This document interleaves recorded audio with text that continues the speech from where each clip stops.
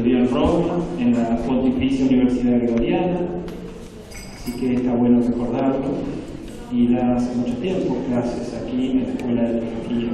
Así que bueno, le agradecemos mucho su disponibilidad. Ustedes saben que justo con la Semana Santa en el medio, en un lugar como Pinamar, no es fácil hacerse el tiempo para preparar y bueno, y él lo hizo, así que se lo agradecemos de corazón y lo vamos a escuchar con gusto y le damos un aplauso cálido y bienvenido.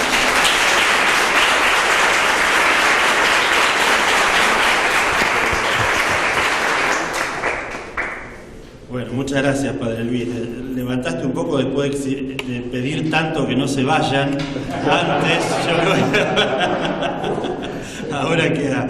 Bueno, y en el año de la misericordia uno se queda muy tranquilo porque creo que lo quieren vivir, y una de las obras de misericordia espirituales que ayuda un montón a muchos a que practiquen es, y que lo pueden hacer ahora, es soportar con paciencia a las personas molestas. Entonces, bueno, para algo les va a servir. Bien.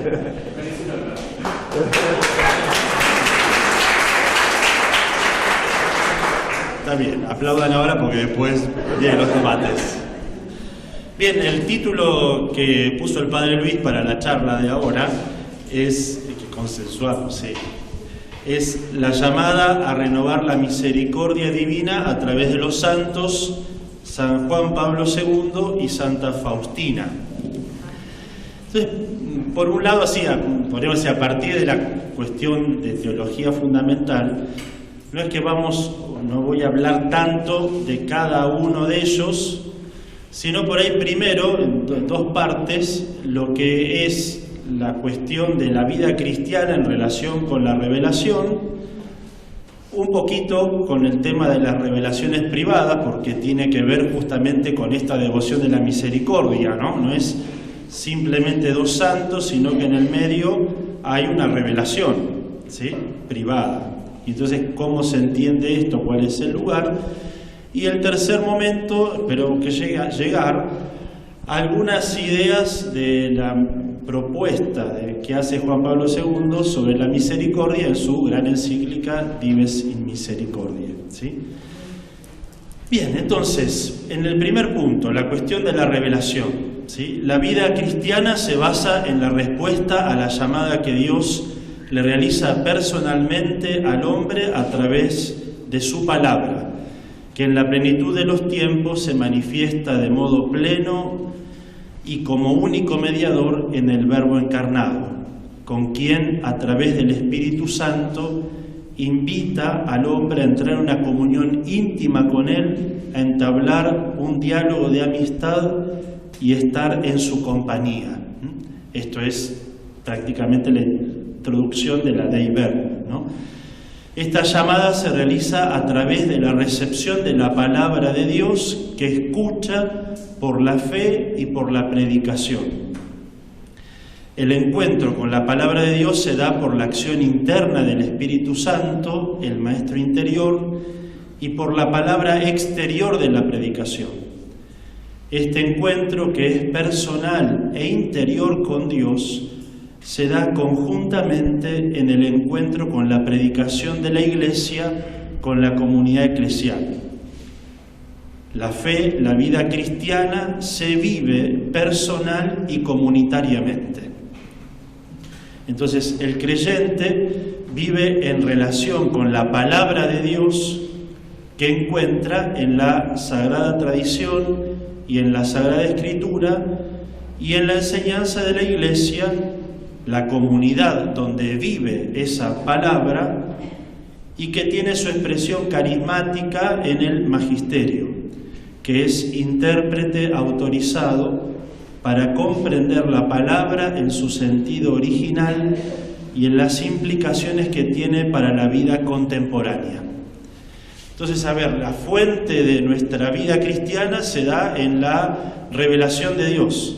Él se autocomunica de manera personalmente, a través de la acción del Espíritu, que es el comunicador, diríamos, entre el Padre, el Hijo y la persona, Y esta palabra la recibe de manera personal en la acción del Espíritu Santo en la conciencia del hombre y exteriormente a través de la predicación de la Iglesia que comunica la palabra de Dios en cuanto transmitida en la tradición y en la Sagrada Escritura. Esas para nosotros son las fuentes de la revelación y el modo perfecto, pleno, definitivo del conocimiento de Dios y del encuentro con Él. Pero Dios se revela y se comunica, de manera objetiva y oficial, pública, obligatoria para todos en la tradición y en la Escritura. Pero como decíamos, la revelación no es la comunicación de una serie de conceptos o de hechos solamente, sino que Dios, cuando se comunica, lo hace ¿para qué? Para entablar un diálogo de amistad, para morar con la persona como amigos y para estar en su compañía. Y entonces luego se da una extensión a lo largo de la historia, hasta el fin de los tiempos y que va a seguir la eternidad, de un encuentro con Dios verdadero. Dios se sigue revelando para conseguir el objetivo de esa original y pública y normativa revelación, que es entrar en comunión personal con cada uno de nosotros. Entonces eso continúa a lo largo de la historia.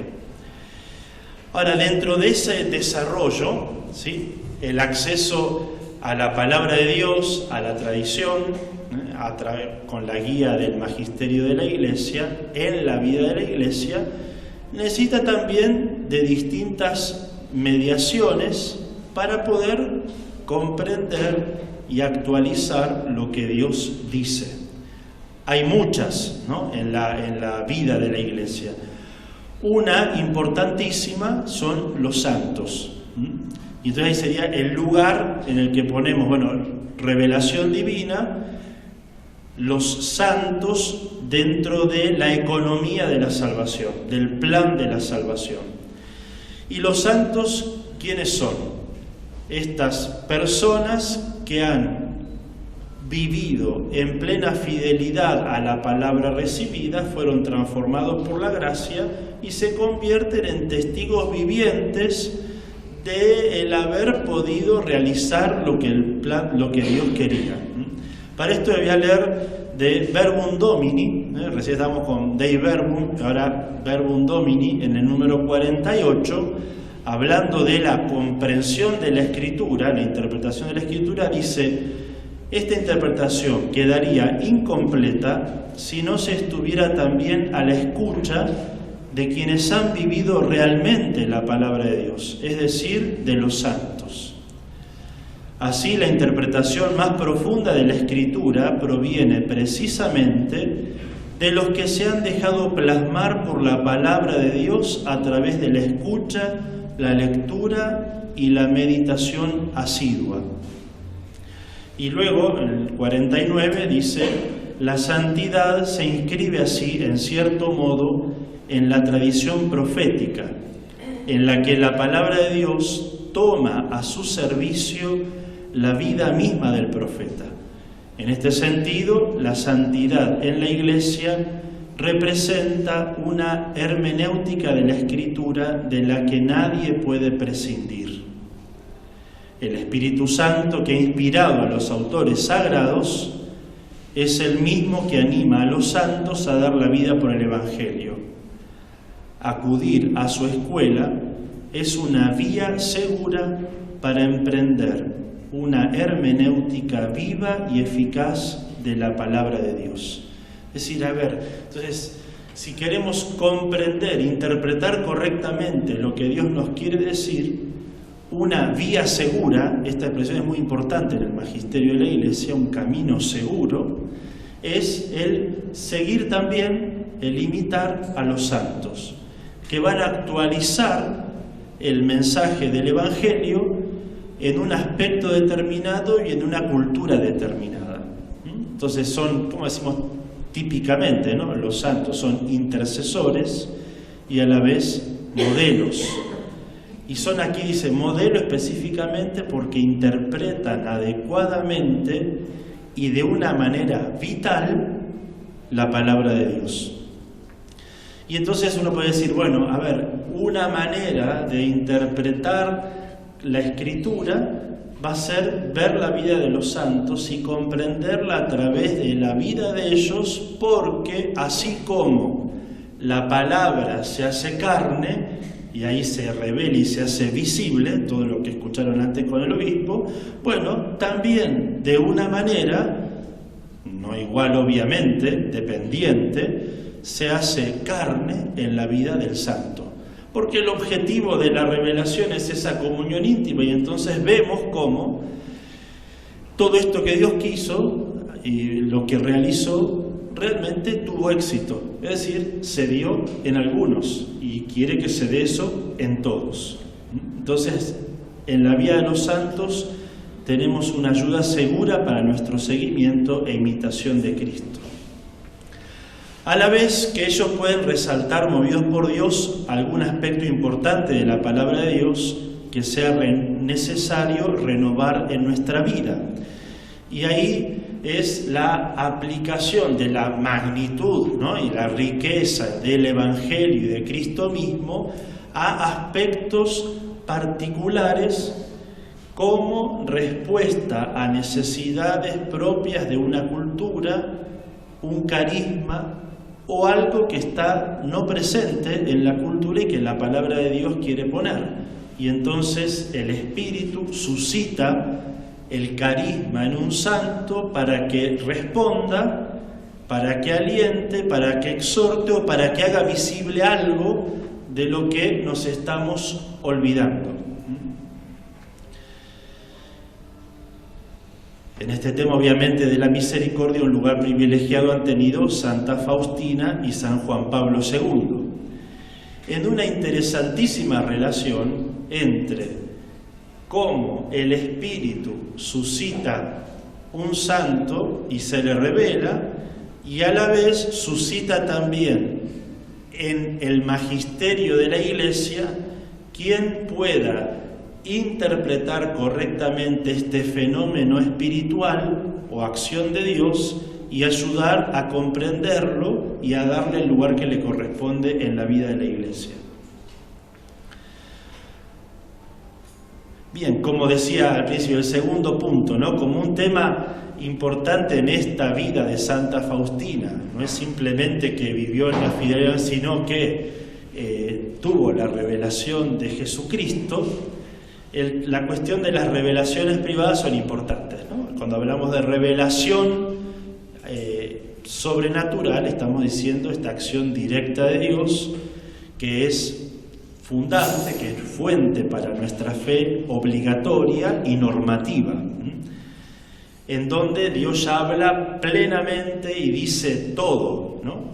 Y está contenido allí todos los misterios y todo lo que necesitamos para la salvación. Entonces uno diría, bueno, ¿y por qué después Dios vuelve a hablar, ¿no? El Catecismo de la Iglesia, en los números 65 al 67, toma este tema de las revelaciones privadas, que a la vez va a tomarlo también de Dei Verbum. Y dice así, a ver, primero, en el 65, la revelación sobrenatural. De una manera fragmentaria y de muchos modos habló Dios en el pasado a nuestros padres por medio de los profetas. En estos últimos tiempos nos ha hablado por su Hijo. La cita de la carta a los Hebreos. Cristo, el Hijo de Dios hecho hombre, es la palabra única, perfecta e insuperable del Padre. En Él lo dice todo. No habrá otra palabra más que esta.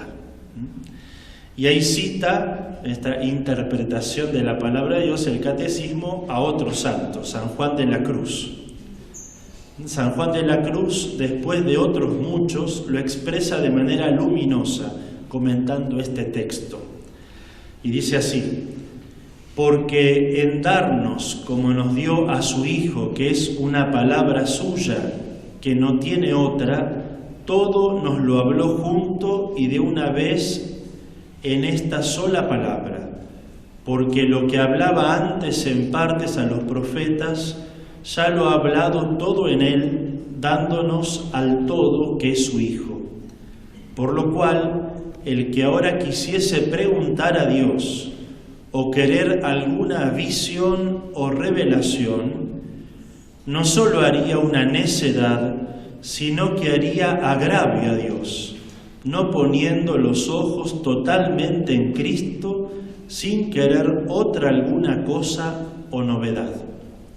Es interesante la afirmación, ¿no?, que hace San Juan de la Cruz, un santo amoroso, con todo un camino de vida espiritual enorme, y sin embargo dice, a ver, Dios al hablarnos en su Hijo, en esa sola palabra nos dijo todo lo que tenía para decir. Y entonces si nosotros estuviéramos buscando como curiosamente alguna otra palabra, estaríamos faltándole el respeto a Dios, porque diríamos que no nos alcanzó que se manifestase plenamente en su Hijo. Y entonces, de ahí lo que enseña luego la Iglesia, todo lo que necesitamos para la salvación lo tenemos contenido en la Escritura, y en la plenitud de esta Escritura que consuma toda la revelación, que es Cristo. Y entonces no necesitamos más. Ahora, ¿pero qué pasa? Parece que Dios a San Juan de la Cruz no le hizo caso. No, sí, le hizo caso, ¿sí? Tiene razón en lo que dice, es suficiente lo que dice la Escritura. Ahora, en esta comunicación, ¿qué pasa? Hace falta ayudas para comprender la revelación. Bueno, una de las ayudas, la elemental, es el magisterio, es la Iglesia que interpreta autorizadamente por Dios y con autoridad, con el carisma de verdad, lo que quiere decir la Escritura. Pero también, sigue el Catecismo, el número 66, la economía cristiana, por ser alianza nueva y definitiva, nunca pasará, ni hay que esperar otra revelación pública antes de la gloriosa manifestación de nuestro Señor Jesucristo. Es decir, otra revelación pública que exija nuestra fe teologal, es decir, que tengamos, en la que debamos creer para salvarnos, no habrá. Sin embargo, aunque la revelación esté acabada, no está, y esta es la distinción del Catecismo, completamente explicitada. Corresponderá a la fe cristiana comprender gradualmente todo su contenido en el transcurso de los siglos.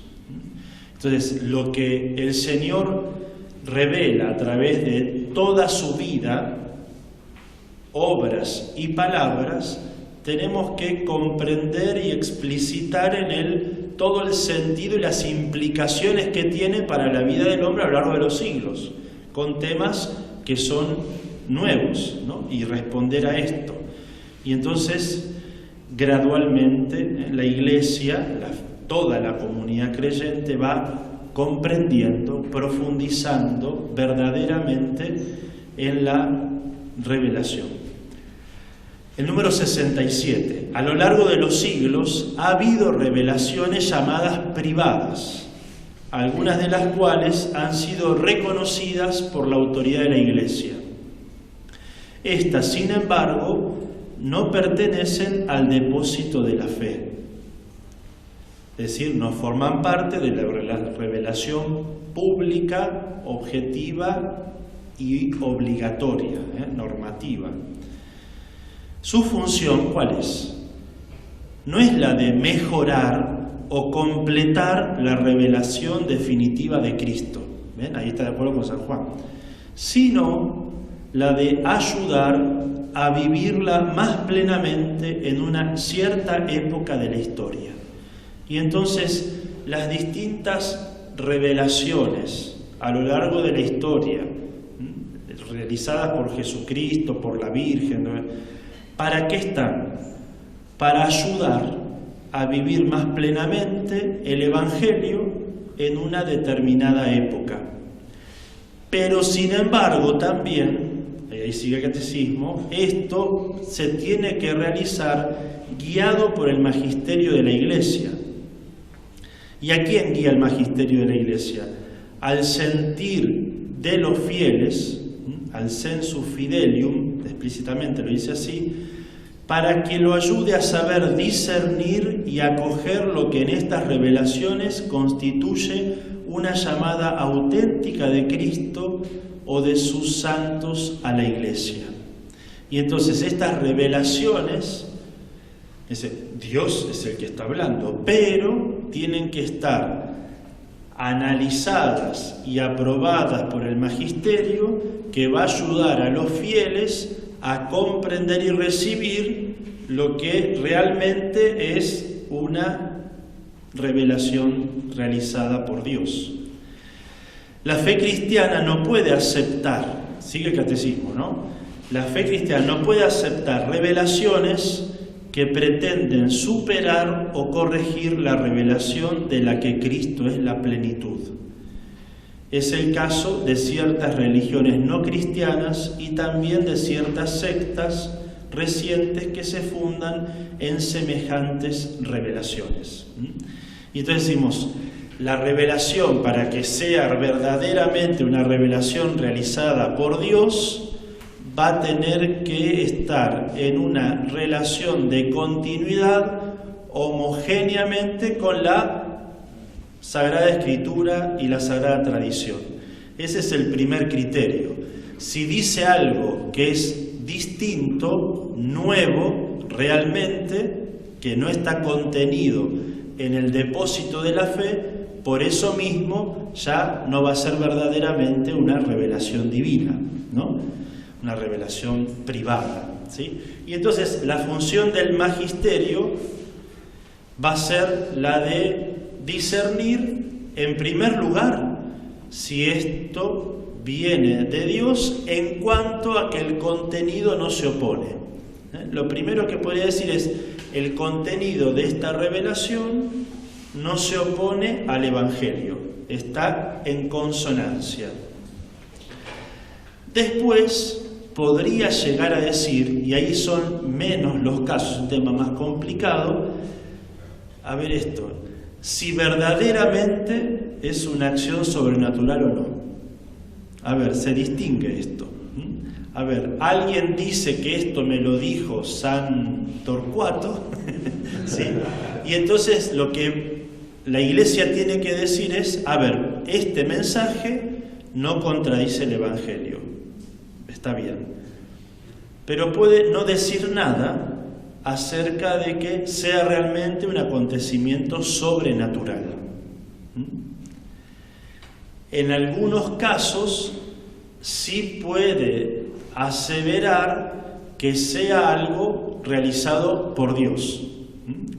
Pero aquí hay discusiones si lo que afirma el magisterio va a ser infalible o no, es decir, si está jugándose la infalibilidad o no.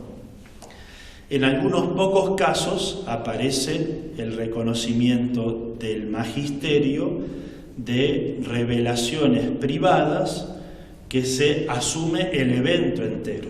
Podríamos decir, en cuanto a lo de Santa Faustina, por cómo lo toma el Santo Padre, se entiende que no simplemente, la Santa entiende y capta la revelación y eso, cree que se lo dijo Jesús, pero es propia elaboración, sino que realmente es Jesucristo el que se lo dijo, ¿no? Como pasa también en el caso de Lourdes, por ejemplo, o Fátima, ¿no? No son tantas, ¿sí? Y entonces el magisterio, en primer lugar, tiene que hacer este discernimiento y es el que nos va a ofrecer como ayuda un juicio para que sepamos si podemos confiar o no en esto que se dice que está dicho por Dios.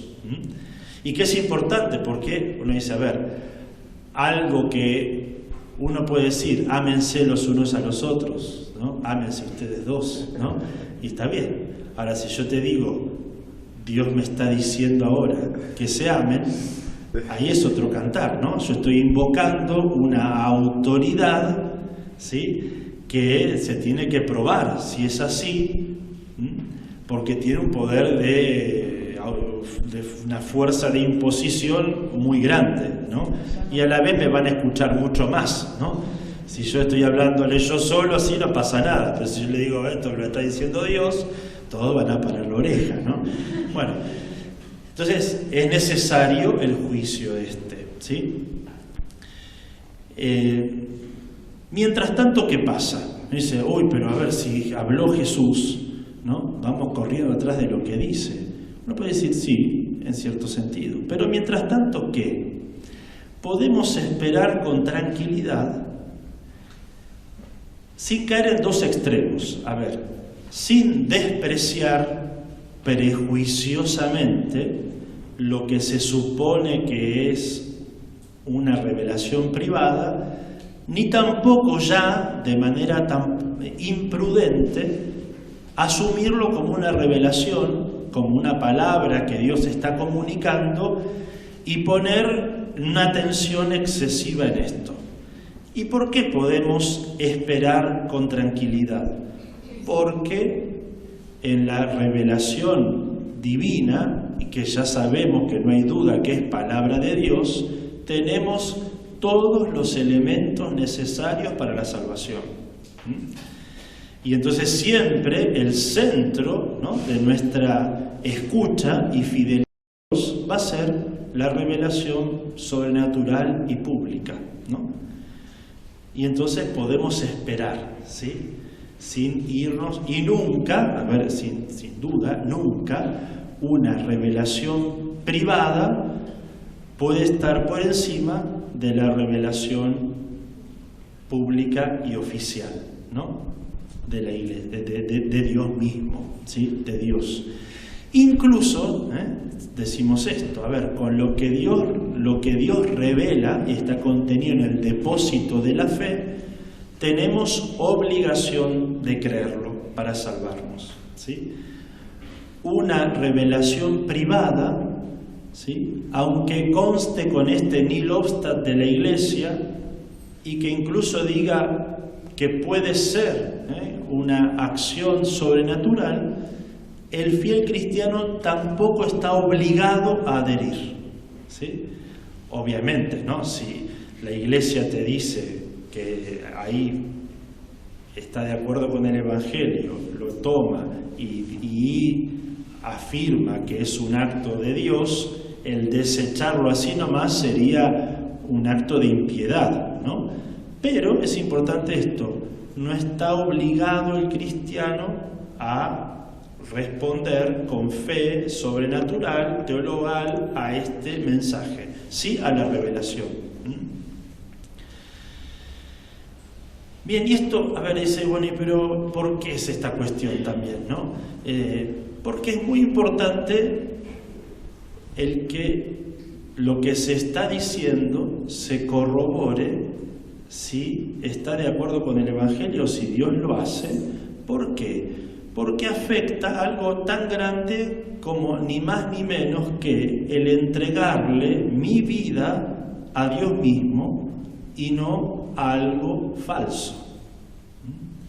Y entonces la Iglesia tiene esta tarea y deber de ayudarnos a poner nuestra vida y la entrega total de nuestra fe al Dios verdadero y no a una distorsión o a una imagen falsa.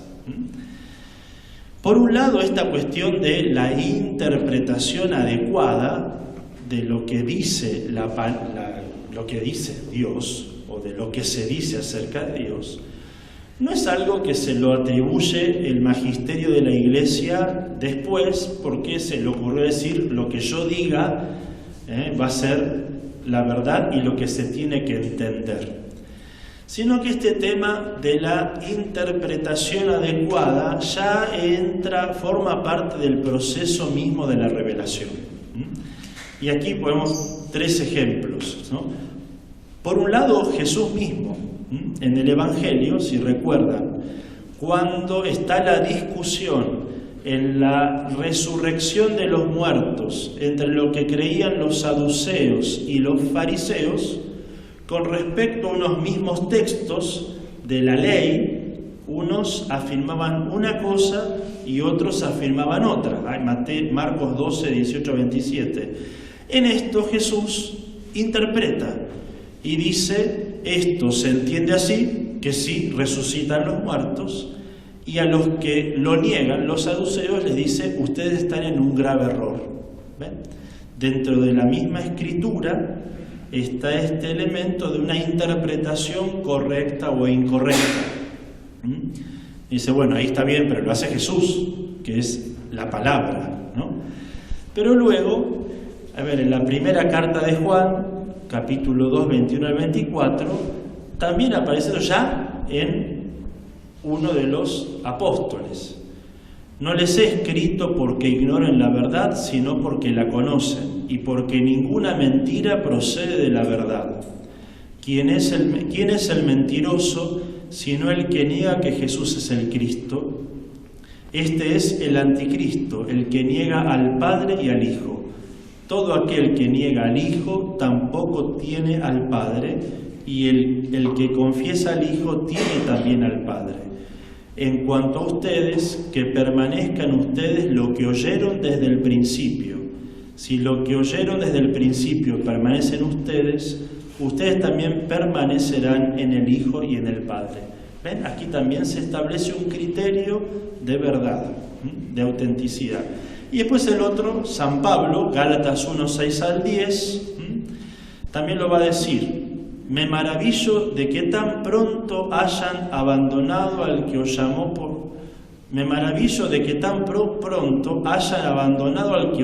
por la gracia de Cristo para seguir un evangelio diferente. Ahí ya estamos en un problema, ¿no? La comunidad incipiente, los gálatas que se fueron con otro, infieles.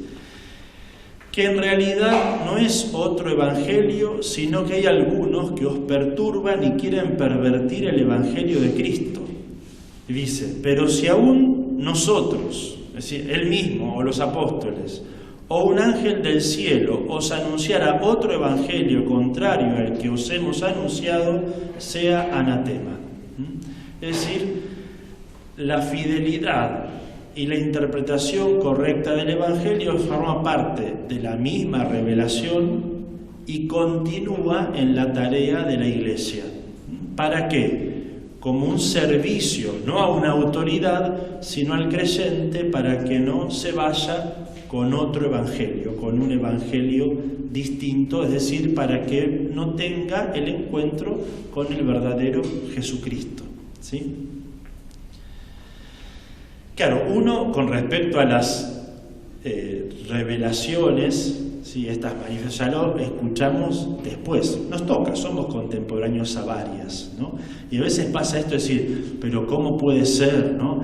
Esto que parece tan maravilloso y tantos frutos, tan santo, lo que se está bien, y que, ven, la Iglesia se opone, porque siempre la Iglesia, los obispos, y entonces parece que pierden poder ahí, y entonces no aceptan, y son duros, y pobre monja, o pobre laico, pobre mujer, que no se le reconoce, ¿no? Y lo que pasa es que nosotros vemos ya los casos a posteriori, ¿no? A ver, en la historia de la Iglesia hay cientos de iluminados que afirmaron que recibían una revelación de Jesucristo, de la Virgen, del Padre Eterno y del que está por arriba del Padre Eterno, ¿no? Y se constataron como falsos, ¿no? No era verdadero, querían hacer el mal, no, estaba medio chapitas, por ahí estaban un poco lunáticos, ¿no? En la época de Santa Teresa de Ávila también aparecía, ¿no? Y por eso ella tuvo que mostrar y estaba bien, porque era también una manera de adecuar y de purificación de ella misma. Pero después estaba esta otra, a ella la consideraban cualquiera, pero había otra que tenía más prestigio y la llamaban la beata, y resulta que esta beata estaba para el gorda, digamos, ¿no? No era tan bien. Entonces, es decir, en este tema está bien nuestra confianza, ¿no? en la misión y en el carisma que tiene la Iglesia de discernir para que nos ayude, como dice, al sensu fidelium, al reconocer en dónde está la palabra de Dios y los mensajes que Dios pueda querer suscitar. Ahora, se dan y el objetivo ¿cuál es? Decíamos, ayudar a profundizar en un aspecto de la palabra de Dios en una cultura determinada. Entonces son importantes, sin duda, pero es importante que esto venga con la ayuda y la comprensión de la presentación y la aprobación de la Iglesia. Bien, y ahora, Santa Faustina y Juan Pablo II, en este contexto, ¿no? Lo que dice Faustina está bien. Ya después de todo eso, la revelación, lo que el Señor le dijo, está reconocido como una revelación de parte de Dios, ¿no? Ahí empezamos a partir de la homilía en la canonización de Santa Faustina Kowalska, ¿no? En el año 2000, que realiza el mismo Juan Pablo II. Y empieza así: dad gracias al Señor porque es bueno, porque es eterna su misericordia. Así canta la Iglesia en la octava de Pascua, casi recogiendo de labios de Cristo estas palabras del Salmo. De labios de Cristo resucitado, que en el cenáculo da el gran anuncio de la misericordia divina y confía su ministerio a los apóstoles. Paz a vosotros, como el Padre me ha enviado, así también os envío yo. Recibid el Espíritu Santo. A quienes les perdonéis los pecados les quedan perdonados, a quienes se los retengáis les quedan retenidos. Entonces vemos que en el centro aquí, ¿no?, de la presentación de la misericordia en la canonización de Santa Faustina, y porque está en el contexto justamente del domingo segundo de Pascua, esta manifestación, ¿no?, la presencia de Jesucristo resucitado, el tema central es que damos gracias a Dios por la misericordia que tiene. ¿Por qué? Porque murió y resucitó para perdonar nuestros pecados y ahí encontramos la paz. Y la misión de la Iglesia principal va a ser continuar esta acción de misericordia que va a ser justamente la del perdón de los pecados. Es decir, la misión de la Iglesia va a ser alcanzar a las personas la misericordia de Dios, que es justamente que se consigue por la muerte redentora de Cristo, que trae la paz porque el hombre se encuentra perdonado de sus pecados. Después continúa, dice, la imagen, aparte que se le presenta a Faustina y que tiene que pintar, ¿no?, es justamente a Jesucristo con sus brazos extendidos, de donde surgen los dos rayos, el blanco y el rojo, que significan sangre y agua. Dice, y ahí tenemos, y el Papa, el recuerdo de San Juan, en donde dice lo mismo, de su costado abierto, del corazón de Jesús, surge sangre y agua, que son, dice el Papa, la sangre evoca el sacrificio de la cruz y el don eucarístico, el agua recuerda el bautismo y el don del Espíritu Santo.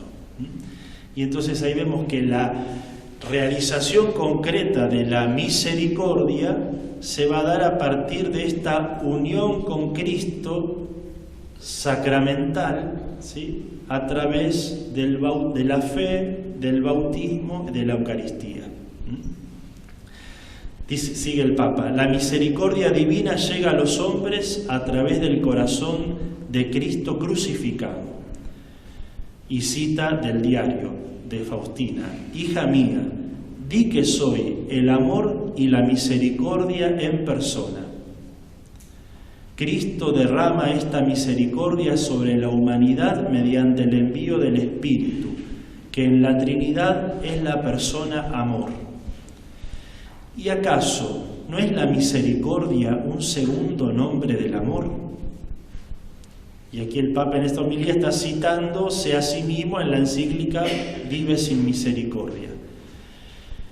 ¿Y acaso no es la misericordia un segundo nombre del amor, entendido en su aspecto más profundo y tierno, en su actitud de aliviar cualquier necesidad, sobre todo en su inmensa capacidad de perdón?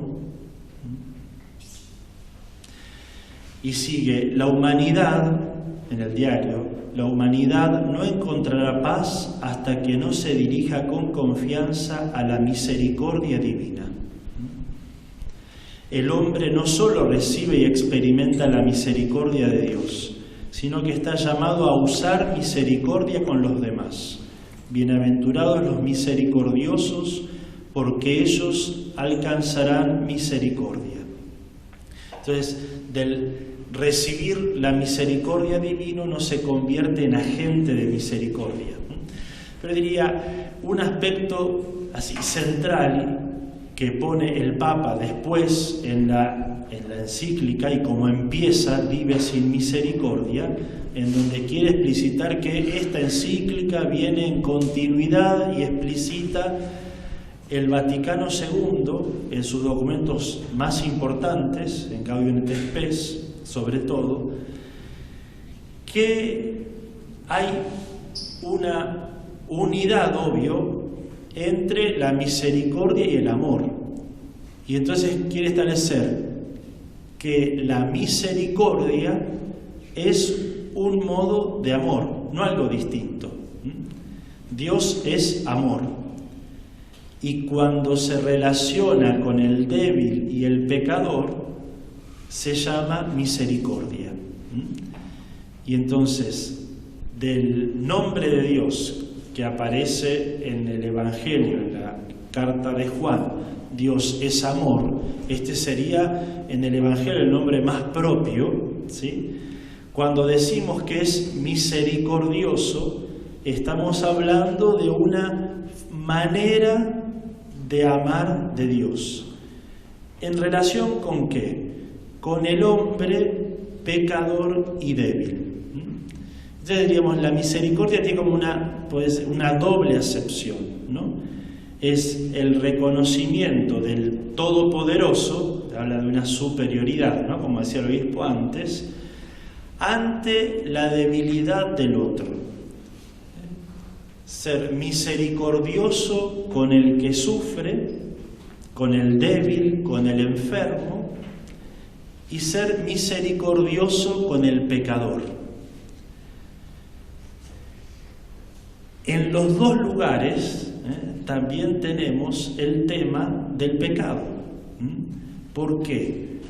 Porque la debilidad no es fruto del pecado personal, pero sí es consecuencia del pecado original. Y entonces es interesante ver esta relación fuerte que tiene la misericordia con toda forma de pecado, tanto personal como la debilidad que proviene del rechazo original al amor de Dios. Para captar esto, y un tema fuerte del Papa, es la centralidad que tiene Dios en todo, obviamente, ¿no? Y entonces, para hablar de misericordia, Dios rico en misericordia quiere poner a Dios en el centro de la escena. Entonces diríamos así, a ver, el obrar misericordia no va a ser simplemente el reconocer la debilidad o el pecado del hombre, porque la misericordia no es un acto simplemente de solidaridad, de ayuda o de filantropía, sino que es un acto teológico y religioso.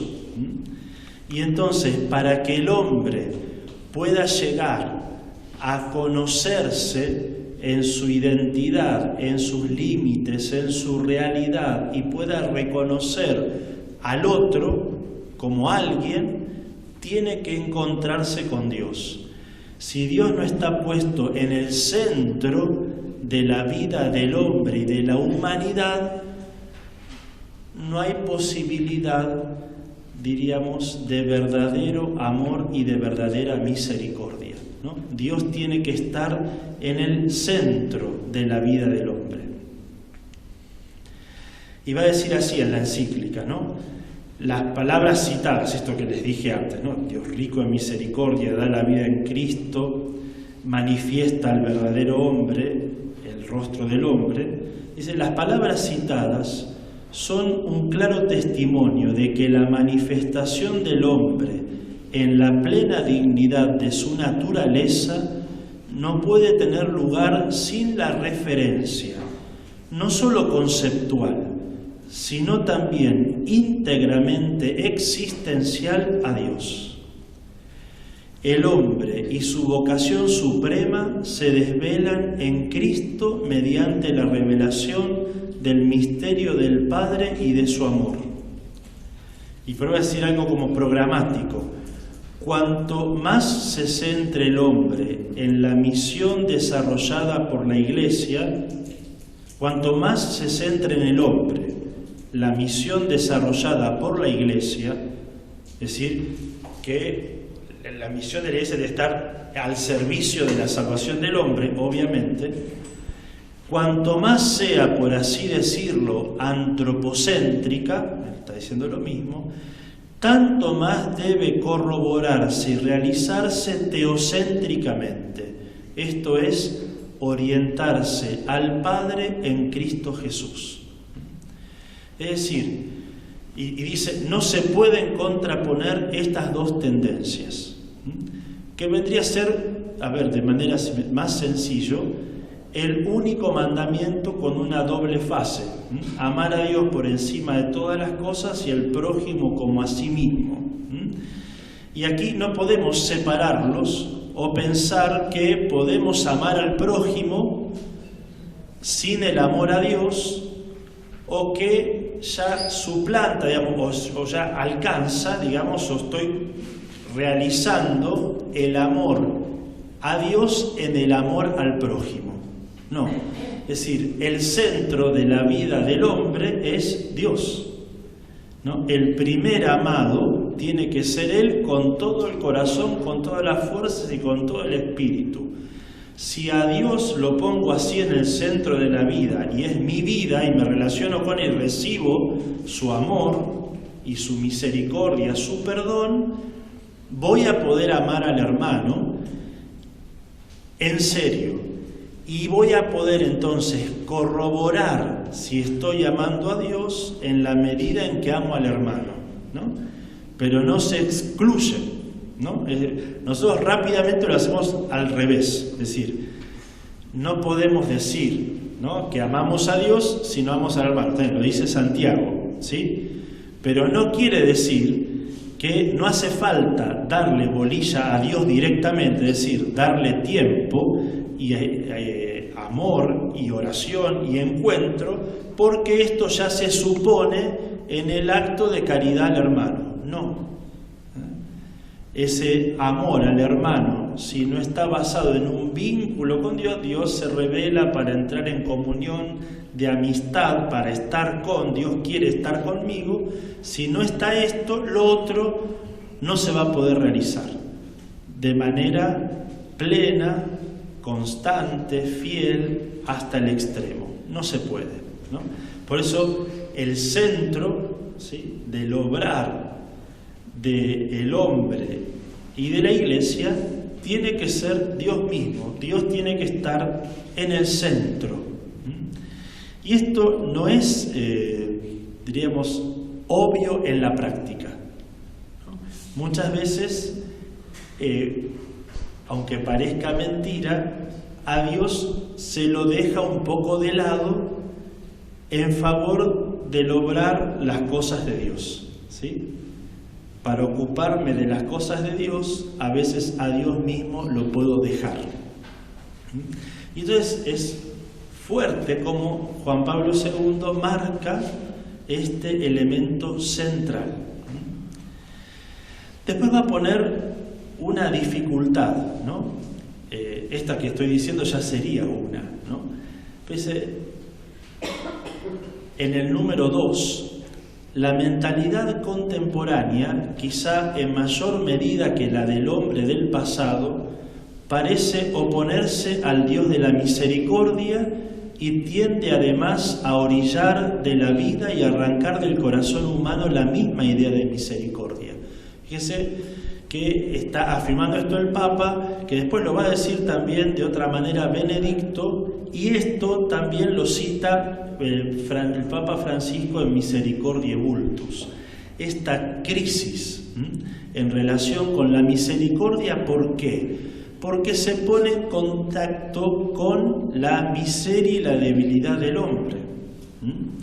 Y entonces, a ver, al hablar de misericordia, estaríamos en un sentido reconociendo nuestra limitación, nuestra debilidad y nuestro pecado.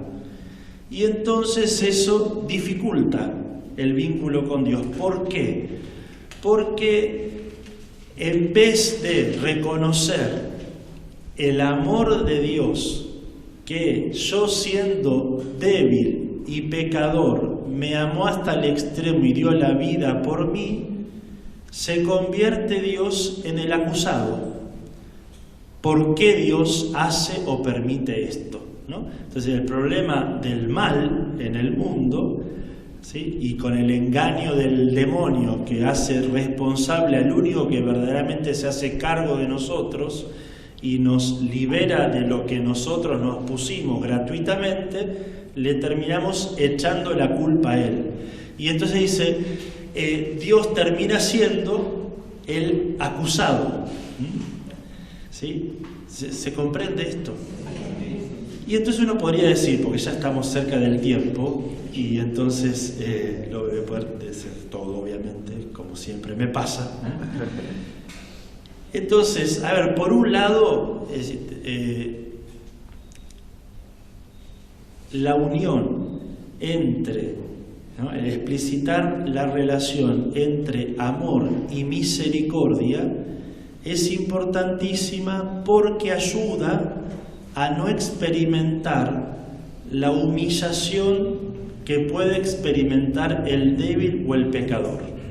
¿Sí? Porque decíamos, a ver, la misericordia es la acción del que es más fuerte, y entonces el otro más débil podría sentirse humillado. Al presentar la misericordia como una forma del amor, está mostrando, ¿sí?, el amor inefable de Dios, que quiere rescatar al otro de esa situación, pero que no lo humilla, sino que lo reconoce como quien es, como su propio hijo, que lo lleva a la comunión con Dios. Esto el Papa lo dice cuando está explicando la parábola del Padre Misericordioso, ¿no? El hijo viene deshecho, el padre lo recibe con alegría y lo abraza, y ni siquiera le deja que diga sus pecados, podemos decir, ¿no? Entonces, la relación que pone el Papa entre ágape, amor, y misericordia, como una manera de superar, podemos decir, esta humillación que puede sentir el hombre que está en pecado o alejado de Dios. A la vez esto tiene que llevar justamente en el encuentro con el amor misericordioso, que fue capaz de actuar primero y dar la vida, tiene que llevar a un reconocimiento en el hombre, ¿no? Le ayuda a comprenderse a sí mismo como débil y pecador, ¿sí? No como justificado gratuitamente, en un sentido de que aquí no pasó nada, yo no hice nada, y en todo caso, bueno, Señor, te perdono porque pasaron estas cosas, ¿no? ¿Te acuerdas? El que termina siendo acusado es Dios mismo. Sino que tiene que mover a la conversión. Por eso el movimiento de la predicación, ¿no?, del testimonio de la misericordia, es mostrar la concreta obra de Dios, Él actúa ya y se compromete primero para sacarme del mal en el que me metí yo solo, ¿sí? Y entonces la consecuencia, diríamos, del mensaje de misericordia es la conversión del pecador. Después, en otro elemento, para ver también la grandeza que tiene, pero a la vez la limitación, podemos decir, bueno, este tema de la misericordia ciertamente nos habla de la debilidad y del pecado, como consecuencia del mal moral o del mal físico. Y entonces el Papa, después de tratar otros temas, que ahora ya la cuestión de misericordia, justicia, progreso técnico, pero quiero ir a esto, la cuestión escatológica. Así como dice San Pablo, que en el cielo van a pasar la fe y la esperanza y solo queda el amor, también va a pasar la misericordia. En el cumplimiento escatológico, dice el Papa, la misericordia se revelará como amor, mientras que en la temporalidad, en la historia del hombre, que es a la vez historia de pecado y de muerte, el amor debe revelarse ante todo como misericordia y actuarse en cuanto tal. Jesucristo en su cruz muestra que el amor es más fuerte que el pecado y que la muerte y se identifica con cada uno en su sufrimiento. Ahora, en el cielo va a terminar este sufrimiento y también solo va a quedar el amor, que es lo original en Dios. Dios es amor porque eternamente ama a su Hijo y en el Espíritu, y ahí no hay misericordia, porque no puede haber compadecerse por la debilidad siquiera de nadie, porque los tres son Dios perfecto, ¿no? Y entonces cuando entremos en esa realidad, la visión beatífica, ya no va a haber que compadecerse más porque vamos a ser elevados por Dios a su propia estatura. Diríamos, y acá entonces en esta cuestión de la humillación que puede implicar el tema de ser misericordioso, porque al final decía, a ver, Dios nos dice, Jesucristo dice, sean misericordiosos como el Padre. Y entonces si nosotros nos ponemos a querer ser misericordiosos con otro, nosotros tan miserables como el que vamos a asistir, ¿qué estamos haciendo?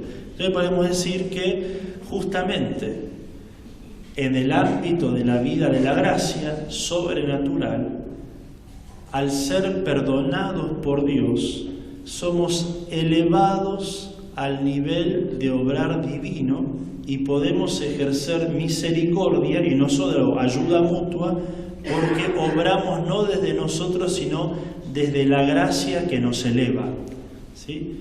Esto también me resulta interesante, ¿no? Obramos, sí, desde arriba, pero no en cuanto a nuestra capacidad, sino en cuanto a que fuimos transformados y elevados por la gracia de Dios y podemos obrar como Dios mismo. No propiamente, sino obviamente siempre con la asistencia de la gracia.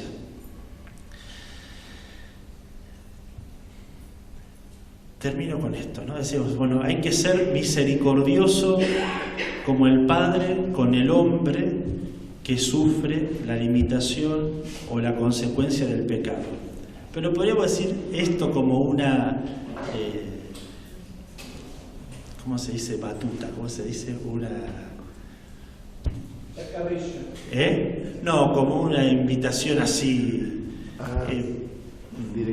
polémica, polemizante. Digamos, Dios tiene que estar en el centro de la vida, ¿no? La centralidad de Dios para poder vivir humanamente y para poder ser buenos humanos, ¿no? Y cuando el Papa refiere el acercarnos a las periferias existenciales, ¿sí? Si decimos que la cultura contemporánea, no completamente, pero en sus fases así generales, macros, ¿no?, eliminan a Dios, quieren sacar a Dios del medio, podríamos decir que un acto de misericordia que tenemos que realizar, en primer lugar, podría ser justamente con Dios. ser misericordiosos con Dios en el reconocimiento de Él y darle su lugar y no excluirlo. Esto no lo digo yo, sino creo que lo entendí así de cómo dice San Juan Pablo II en el Dives in Misericordia. Dice así: el programa mesiánico de Cristo, su programa de misericordia, se convierte en el programa de su pueblo, el de su iglesia. Al centro del mismo está siempre la cruz, ya que en ella la revelación del amor misericordioso alcanza su punto culminante. Mientras las cosas de antes no hayan pasado, la cruz, es decir, mientras siga la historia, ¿no?, la cruz permanecerá como ese lugar al que aún podrían referirse otras palabras del Apocalipsis de Juan. Mira que estoy a la puerta y llamo. Si alguno escucha mi voz y abre la puerta, yo entraré a él y cenaré con él y él conmigo. De manera particular, Dios revela a sí mismo su misericordia cuando invita al hombre a la misericordia hacia su Hijo, hacia el crucificado. Es decir, en el reconocimiento, ¿sí?, y la acción de gracias de lo que Dios ha hecho por mí y compadecerme de lo que el Señor quiso voluntaria, libre, con amor y felizmente realizar por mí, que soy el pecador y el culpable, ¿no? Entonces invita al hombre a la misericordia con su Hijo crucificado, reconocerlo y no acusarlo, como diciéndole es lo que tenías que hacer por mí, sino al contrario, ¿no? Ahora, en esta identificación, ¿no?, dice el Papa, esta cruz sigue estando presente hasta el fin de los tiempos. Y ahí diríamos, ¿cómo se une este acto de misericordia que no va a ser ayuda, filantropía, sino que va a ser caridad y misericordia? Es decir, va a ser un acto religioso y de adoración a Dios mismo, va a ser un acto sacrificial porque se hace sagrada esa ofrenda de mi tiempo y del amor que realizo en cuanto a la unidad que propone Jesucristo mismo, ¿no? Porque cuando tuve hambre me dieron de comer, a mí me lo hicieron, ¿no? Y entonces misericordia hacia su Hijo crucificado, como lo propone el Papa, la identificamos con Dios mismo y en presente en Jesucristo, y Dios mismo que está presente en Jesús, en el que sufre toda consecuencia del mal. Termino con la oración final del Papa en la canonización. Y tú, Faustina, don de Dios a nuestro tiempo, don de la tierra de Polonia a toda la Iglesia, concédenos percibir la profundidad de la misericordia divina. Ayúdanos a experimentarla en nuestra vida y a testimoniarla a nuestros hermanos. Que tu mensaje de luz y esperanza se difunda por todo el mundo, mueva a los pecadores a la conversión, elimine las rivalidades y los odios y abra a los hombres y las naciones a la práctica de la fraternidad. Hoy nosotros, fijando juntamente contigo nuestra mirada en el rostro de Cristo resucitado, hacemos nuestra tu oración de abandono confiado y decimos con firme esperanza: Cristo Jesús, en ti confío.